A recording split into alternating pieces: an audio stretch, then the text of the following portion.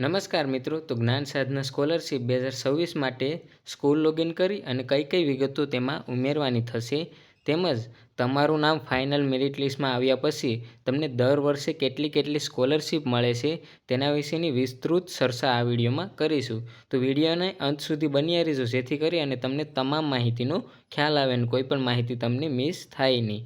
તો સૌપ્રથમ તો જણાવી દઉં કે સ્કૂલ લોગિન કેવી રીતે કરવામાં આવશે. તો સ્કૂલ લોગિન માટે જ્ઞાન સાધનાની વેબસાઇટ પરથી વિદ્યાર્થી રજિસ્ટ્રેશન અને લોગિનના ઓપ્શન પર જે છે તે સ્કૂલ દ્વારા આવવાનું રહેશે. ત્યારબાદ અહીં જોઈ શકો છો કે આ લોગિનનું ઓપ્શન છે, તેમાં અનેક પ્રકારના લોગિનના ઓપ્શન આપેલા છે. તો તમામની માહિતી પણ હું સાથે સાથે તમને આપી દઉં કે આ ડીઓ લોગિન છે તે ડીઓ કચેરી એટલે કે જિલ્લા કક્ષાએથી ડીઓ લોગિન કરવામાં આવતું હોય છે, જેમાં તમારે અલગ અલગ તાલુકા વાઇઝ તેમાં અપ્રુવલની ફાળવણી કરવામાં આવતી હોય છે. પછી અપ્રુવલ લોગિન છે તે તમારા તાલુકા પ્રમાણે તાલુકામાંથી આ અપ્રુવલ કરવામાં આવતું હોય છે, જેના માધ્યમથી તમારે જે છે ચોઇસ ફિલિંગ અને રજિસ્ટ્રેશનની પ્રક્રિયામાં પાસ કરવા કે ન જે ફોર્મ પાસ કરવું કે ન કરવું તેના વિશેની સંપૂર્ણ જે છે તે કાર્યવાહી આ અપ્રુવલ લોગિનમાંથી થતી હોય છે.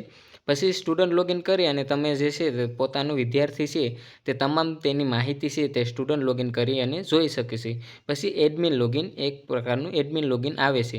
અને સ્કૂલ લોગિન, અહીં જોઈ શકો છો કે આ સ્કૂલ લોગિનનું ઓપ્શન છે. તો આ સ્કૂલ લોગિનના ઓપ્શનમાં ફક્ત ને ફક્ત જે તે સ્કૂલમાંથી જે છે તે લોગિન થતું હોય છે. અને જો ન થતું હોય તો તમે ફોરગોટ સ્કૂલમાંથી ફોરગોટ પાસવર્ડ મારવામાં આવે છે, અથવા તેને જે છે તે અપ્રુવલ કક્ષાએથી નવો પાસવર્ડ અને તેની નવી આઈડી આપવામાં આવતી હોય છે. ત્યાંથી જે છે તે સ્કૂલ લોગિન થતું હોય છે. હવે વાત કરું તો કે સ્કૂલ લોગિન તો થઈ ગયું છે, પરંતુ તેમાં કઈ કઈ વિગતો ઉમેરવાની થશે અને આ તમામ વિગતો છે તે ક્યારે ઉમેરવાની શરૂ થશે, તો તેના વિશેની માહિતી ગયા વર્ષમાં જે છે તે પીડીએફ હતી તેના માધ્યમથી તમને હું જાણકારી આપી દઉં, જેથી કરીને તમને ખ્યાલ આવી શકે. તો મિત્રો, તમે અહીં જોઈ શકો છો કે ગયા વર્ષમાં આવી રીતનું જે છે તે સ્કૂલ લોગિન કરી અને તમારે બેંક ખાતાની વિગત અને જે છે તે તમારે અન્ય વિગત ઉમેરવાની થતી હોય છે. તો તમને હું જાણકારી આપી દઉં કે આવી રીતે તમારે જે છે સ્કૂલમાંથી આ તમામ વિગતો જ્યારે પણ તમારું ફાઇનલ મેરિટ લિસ્ટ આવશે ત્યાર પછી ઉમેરવાની થશે. તો ખાલી તમને જાણકારી આપી દઉં, આ 2025 માટેનું હતું.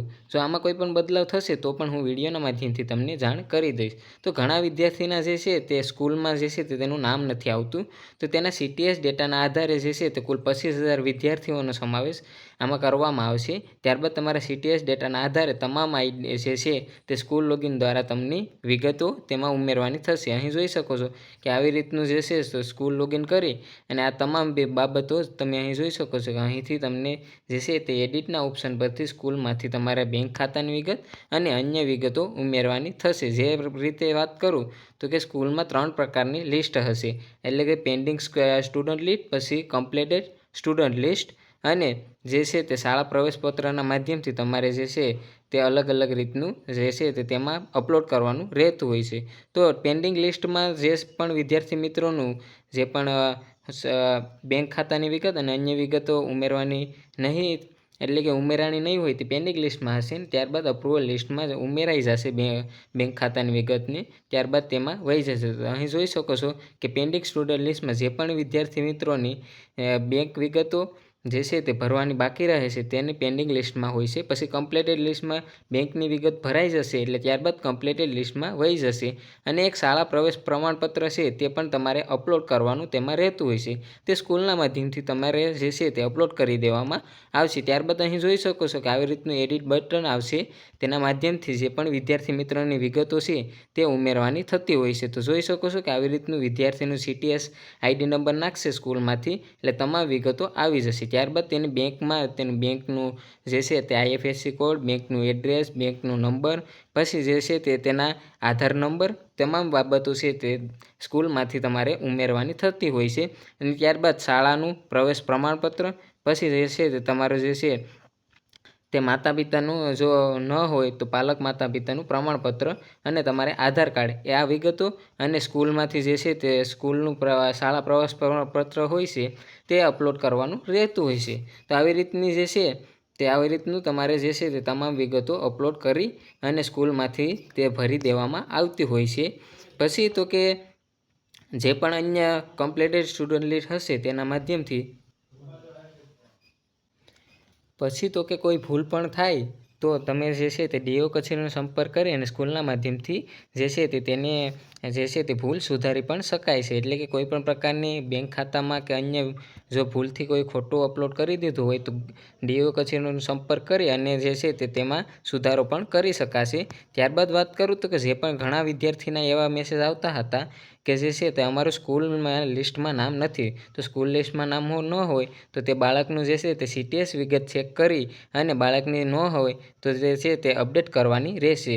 તે 24 કલાકમાં અપડેટ કરી લેશે એટલે શાળાની પેન્ડિંગ યાદીમાં નામ દેખાડવામાં આવશે. તો આવી રીતની જે છે તે બેંક ખાતાની વિગત અને અન્ય વિગતો છે તે તમારે સ્કૂલમાંથી ઉમેરવાની થતી હોય છે. તો આમાં જો કોઈ પણ બદલાવ હશે તો તમે જાતે પણ ઉમેરી શકતા હશો. તો જ્યારે પણ તે શરૂ થશે ત્યારે હું તમને વિડીયોના માધ્યમથી જાણ કરી દઈશ.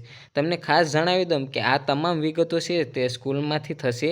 એ પણ જ્યારે તમારું ફાઇનલ મેરિટ લિસ્ટ આવશે અને જે પણ વિદ્યાર્થી મિત્રના ફાઇનલ મેરિટ લિસ્ટમાં નામ હશે તે જ વિદ્યાર્થી મિત્રોને આ પ્રોસેસ કરવાની રહેશે સ્કૂલના માધ્યમથી. એટલે કે તમારે બેંકની વિગત અને અન્ય વિગત જ્યારે પણ તમારું ફાઇનલ મેરિટ લિસ્ટ આવશે ત્યાર પછી જ તમારે ઉમેરવાની થશે. ત્યાં સુધી તમારે કોઈ પણ પ્રકારની સ્કૂલ લોગિન છે તે થશે નહીં. સ્કૂલમાંથી સ્કૂલ લોગિન નહીં થાય. જ્યારે પણ ફાઇનલ મેરિટ લિસ્ટ આવશે ત્યારબાદ તેની જાહેરાત કરવામાં આવશે. ત્યારબાદ તમારે જે છે તે શાળાના માધ્યમથી તમારું બેંક ખાતું અને આધાર કાર્ડની વિગતો છે તે તેમાં ઉમેરવાની રહેતી હોય છે. તે જ્યારે પણ આવશે ત્યારે હું તમને જણાવી દઈશ. હવે વાત કરું કે તમને ફાઇનલ મેરિટ લિસ્ટમાં તમારું નામ તો આવી ગયું છે પણ તમને દર વર્ષે સ્કોલરશિપ કેટલી મળે છે અને કઈ રીતની મળે છે તેના વિશેની પણ માહિતી હું તમને જણાવી દઉં. તો મિત્રો જ્ઞાન સાધનાની જે ઓફિશિયલ વેબસાઇટ છે તેમાં જ જે છે તે તેની માહિતી પણ આપેલી છે કે સ્કોલરશિપ તમને કેટલી મળે છે. તો અબાઉટ સ્કીમમાં જઈ અને મુખ્યમંત્રી જ્ઞાન સાધના સ્કોલરશિપ યોજના તમારે સર્ચ કરવાનું છે. એટલે કે તેમાંથી તમારે PDF જે છે તે ડાઉનલોડ થશે અને તેના માધ્યમથી જે છે તેની જાણકારી મળી જશે. અહીં તમે જોઈ શકો છો કે અહીંથી તમને વિગતો મળી જશે. હું પહેલાં PDF ઓપન કરી લઉં. તો મિત્રો આ PDFમાં તમને કેટલી સ્કોલરશિપ મળે છે તેના વિશેની સંપૂર્ણ માહિતી આપેલી છે. તમે અહીં જોઈ શકો છો કે જે પણ વિદ્યાર્થી ધોરણ 9થી 12 સુધી જે અભ્યાસ છે તે તમારી પ્રાઇવેટ શાળામાં એટલે કે સ્વનિર્ભર પ્રાઇવેટ શાળામાં અભ્યાસ કરશે તો તેને ધોરણ 9 અને 10માં વાર્ષિક છે તે 22,000 રૂપિયા અને ધોરણ 11-12માં વાર્ષિક 25,000 રૂપિયા આમ કરી અને કુલ છે તે 94,000 રૂપિયાની સહાય મળે છે. તેમાં 11,000ના 2 હપ્તા આવતા હોય છે ધોરણ 9 અને 10માં અને બાકીના 25,000માં પણ અડધા હપ્તા છે તે આવતા હોય છે. હવે વાત કરું કે જે પણ વિદ્યાર્થીએ ધોરણ 9માં જે છે તે સરકારી શાળામાં પ્રવેશ મેળવ્યો હશે એટલે કે સરકારી અથવા અનુદાનિત શાળામાં જે પણ વિદ્યાર્થી મિત્રો ધોરણ 9થી 12માં અભ્યાસ કરે છે તો તેને કેટલી સહાય મળે છે તો કે ધોરણ 9 અને 10માં કુલ જે છે તે 6,000 રૂપિયાની સહાય અને ધોરણ 11 અને 12માં કુલ 7,000ની સહાય મળે છે. આમાં પણ 3,000ના હપ્તા આવતા હોય છે અને આમાં પણ અડધા હપ્તા આવતા હોય છે. તો આવી રીતની જે છે તે તમને મળવાપાત્ર રહેશે.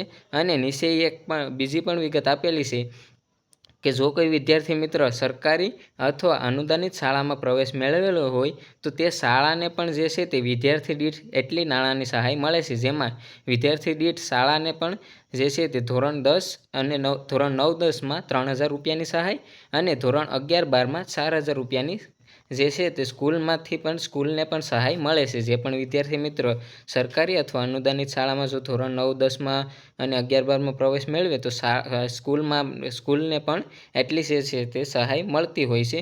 તો આવી રીતની આમાં સહાય તમને મળતી હોય છે. તો તમે અહીંથી જોઈ શકો છો કે આવી રીતનું તમારે સ્કોલરશિપનું વિતરણ થશે. હવે વાત કરું તો કે સ્કોલરશિપ છે તે તમને ક્યારે અને કેવી રીતે મળશે તો કે જ્યારે તમારું જે છે તે તમામ વિગતો તમારું જે છે તે ફાઇનલ મેરિટ લિસ્ટમાં નામ આવી જશે અને ત્યારબાદ તમારે જે છે તે બેંક અકાઉન્ટ અને અન્ય વિગતો તમારી ઉમેરી જશે. ત્યારબાદ દર 6 મહિને જે છે તે તમને આ યોજના માટેની સ્કોલરશિપ જે છે તે તમારા સીધા જ બેંક ખાતામાં આવી જશે. અને અન્ય થોડીક વિગત છે તે પણ હું તમને જણાવી દઉં. તો મિત્રો અન્ય બાબતોની વાત કરું, અન્ય માહિતીની, તો કે દર વર્ષે જે છે તે તમારે ડીઓ કચેરીને અહીંથી PDF આવતી હોય છે. જો આ વર્ષે આવી નથી, એટલે કે તમારા જિલ્લા પ્રમાણે ડીઓ કચેરીના નંબર હોય છે તેની PDF આમાં આવતી હોય છે. તો આ વર્ષે આવી નથી, તો જ્યારે પણ આવશે તો ત્યારે હું તમને જો આવશે તો વિડીયોના માધ્યમથી તેની પણ જાણકારી આપી દઈશ. અત્યારે તો કોઈ પણ પ્રકારનો તમારે ડીઓ કચેરીનો સંપર્ક કરવો હોય તો તમારે જાતે નંબર શોધવા પડશે, આમાંથી તમને નહીં મળે. અને જો કોઈ અન્ય પણ વિગતો આવી છે કે તમારું ફાઇનલ મેરિટ લિસ્ટ હવે ક્યારે આવશે, તો ફાઇનલ મેરિટ લિસ્ટ છે તે ટૂંક જ સમયમાં આવી જશે. એટલે કે આ મહિનામાં આવશે છે તે અંત સુધીમાં તમારું ફાઇનલ મેરિટ લિસ્ટ આવવાની સંભાવના છે. કારણ કે ફાઇનલ મેરિટ લિસ્ટ આટલી વાર શું લેવા લાગતી હોય છે, તો ઘણા વિદ્યાર્થીની જે ભૂલ હોય છે તે ફરીથી પાછી ડીઓ કચેરી અને અપ્રુવલ કચેરીમાં જતી હોય છે.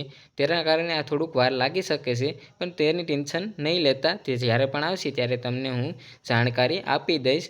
અને બીજા રાઉન્ડ પણ આવશે, તો બીજો રાઉન્ડ આવશે, પણ જો આવશે તો પણ તેની છે તે રાહ નહીં જોતા, કેમ કે તે ઘણો સમય લાગી જશે. તો તે જ્યારે પણ આવશે તો તેની પણ જાણકારી હું તમને આપતો રહીશ, પરંતુ તેની થોડીક વાર લાગતી હોય છે. કારણ કે પ્રથમ ફાઇનલ મેરિટ લિસ્ટ આવે છે, પછી કેટલા 6-7 મહિના પછી જે છે તે તમારું બીજો રાઉન્ડ બહાર પડતો હોય છે.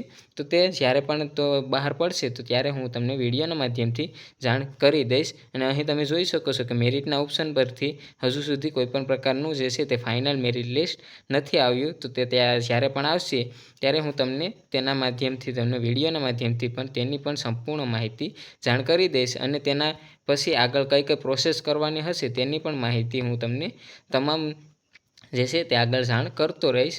તો હજુ સુધી જે પણ વિદ્યાર્થી મિત્રોએ મારી ચેનલને સબસ્ક્રાઈબ ન કરી હોય તે સબસ્ક્રાઈબ કરી લેજો, જેથી કરી અને આવનારી તમામ જે છે તે આના વિશેની માહિતી છે તે તમને સચોટ અને સરળતાથી પ્રાપ્ત થઈ શકે. અને અન્ય તમને કોઈ પણ પ્રકારનું પ્રોબ્લેમ હોય તો તે તમે મને કમેન્ટમાં જણાવી શકો છો. જે પણ વિદ્યાર્થી મિત્રોના હજુ સુધી અલોટમેન્ટ લેટર નથી આવ્યા તો તેના પણ જે છે તે અલોટમેન્ટ લેટર ટૂંક સમયમાં આવી જશે. અને જો નહીં આવે તો તમારે તેની ભૂલ હશે થોડી ઘણી, તો તે ભૂલ છે તે તમને જ્યારે પણ સ્ટુડન્ટ લોગિન કરી અને તમારે તે સુધારવાની થશે. તો આવી રીતનું તમામ માહિતી હતી. આ વિડીયો પસંદ આવ્યો હોય તો આ વિડીયોને તમારા તમામ મિત્રોને શેર કરજો, અને આ વિડીયોને લાઇક કરવાનું નહીં ભૂલતા. અને જે પણ મિત્રોએ મારી ચેનલને હજુ સુધી સબસ્ક્રાઈબ ન કરી હોય તે સબસ્ક્રાઈબ કરી લેજો. આશા રાખું છું કે આ વિડીયો તમને ઉપયોગી થશે. ત્યાં સુધી મળીએ નવા વિડીયો સાથે. જય હિન્દ, જય ભારત.